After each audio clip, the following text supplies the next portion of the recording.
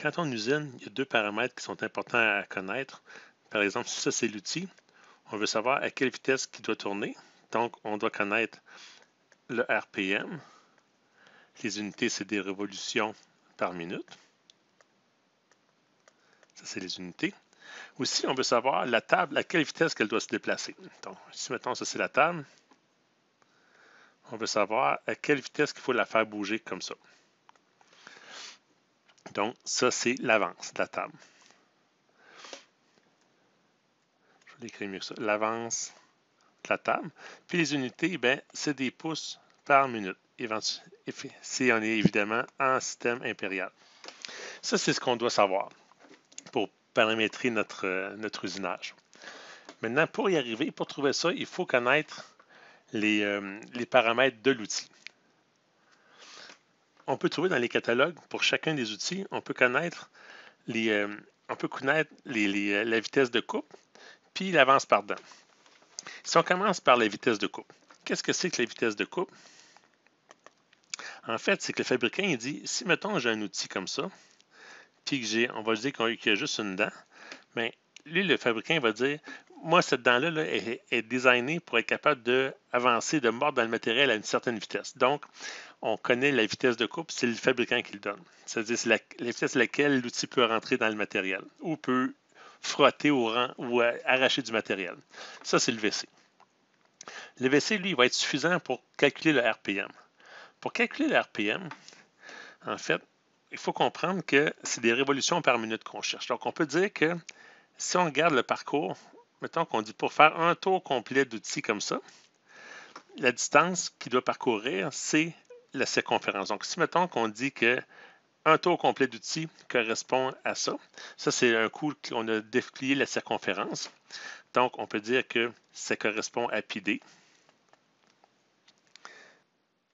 Ce qui correspond aussi à une révolution. Donc, on a fait une révolution qui est pi d. Maintenant, si on connaît la vitesse de coupe, on dit que la vitesse de coupe, par exemple, on est capable de faire, comme dans l'exemple ici, mettons 100 pieds minute.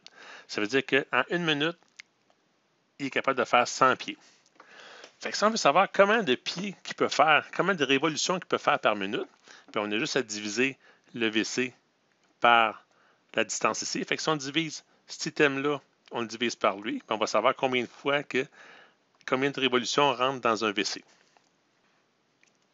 Donc, pour trouver le nombre de révolutions qu'on peut faire en une minute, donc pour trouver le RPM, on a juste à diviser le VC par la dimension d'une révolution, qui est le pi d.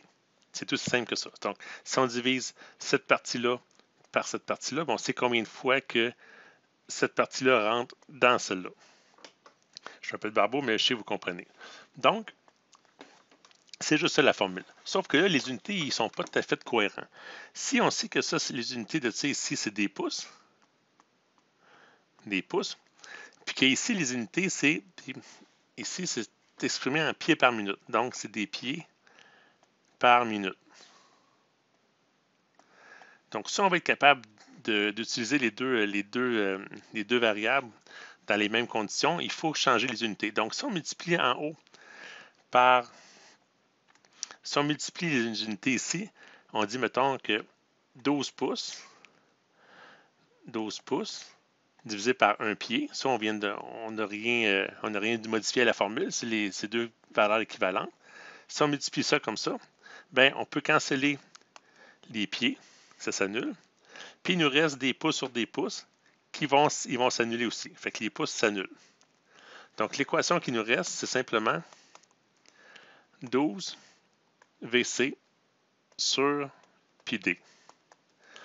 Puis, vu que pi, on sait que c'est égal à environ 3.1416, 3.14, bien, c'est quasiment égal à 3. Fait qu'on fait juste simplifier ce terme-là ici par 4. 12 divisé par 3, ça donne à peu près 4. Donc, on dit que le RPM est égal à 4 VC sur D. C'est pas plus compliqué que ça, c'est juste de là que ça vient la formule. Fait qu'il faut savoir, il faut comprendre d'où que ça vient, il faut comprendre qu'on veut savoir à quelle vitesse qu'on doit tourner, à quelle vitesse que la pièce ici doit tourner pour que la vitesse ici, la vitesse tangentielle, soit égale aux critères du catalogue. C'est la façon d'y trouver. Le RPM 4VC sur D, ça nous donne la réponse. Puis la réponse va être en révolution, c'est des tours par minute. Maintenant, l'autre caractéristique qu'on doit savoir, c'est à quelle vitesse avancer la table. Donc, c'est quoi l'avance de la table? Pour y arriver, on a besoin d'un élément supplémentaire qui est l'avance par dent. Donc, supposons que dans le catalogue, on dit que l'avance par dent est de 5 millièmes de pouce par dent. Donc, si on va, il faut comprendre d'abord ce que c'est l'avance par dent. Si, admettons qu'on a un outil qui est fait comme ça,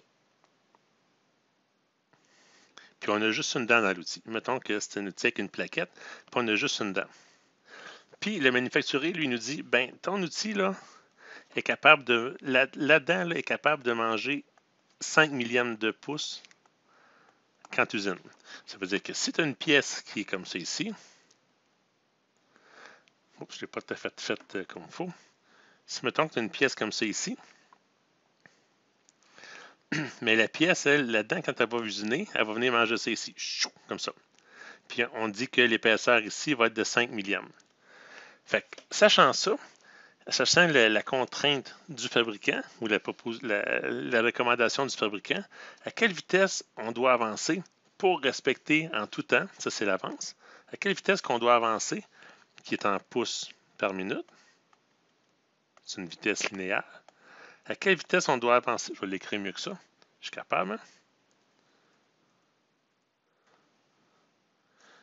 En pouces par minute.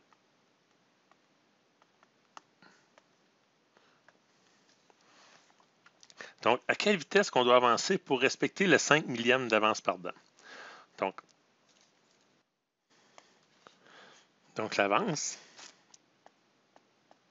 qu'on cherche, qui sont des pouces, je vais mettre les unités en dessous, par minute, comme c'est ici, c'est égal à, il faut d'abord connaître l'avance par dent. Donc, on marque l'avance par dent. Puis les unités ici, c'est des pouces par dent. Oups.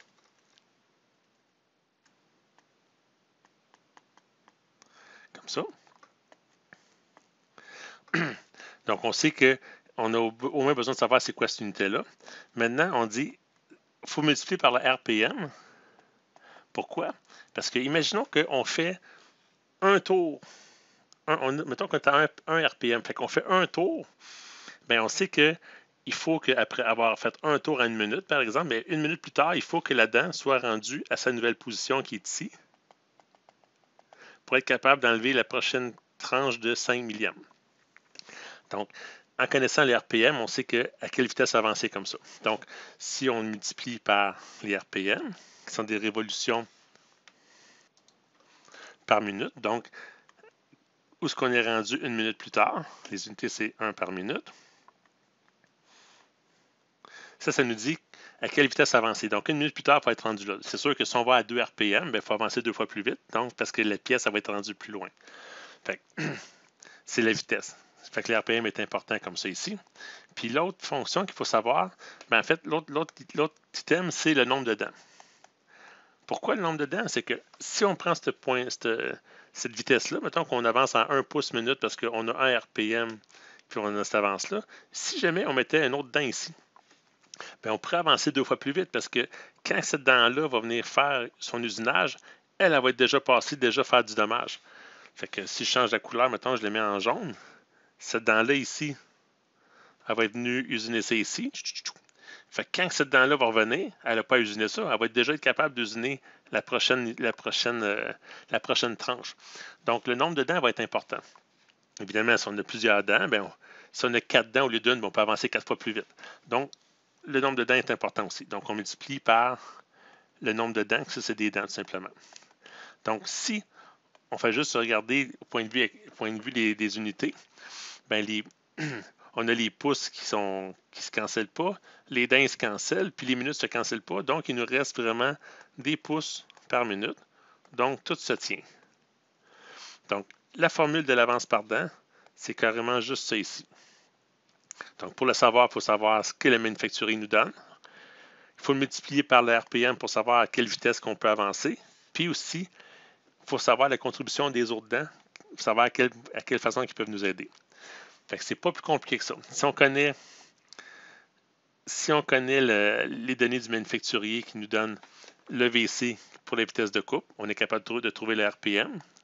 Un coup qu'on trouve le RPM, on est capable de trouver l'avance par dent, parce qu'on a besoin du RPM ici. Puis on le multiplie par la dimension du fabricant. C'est pas plus compliqué que ça. J'espère que c'est clair.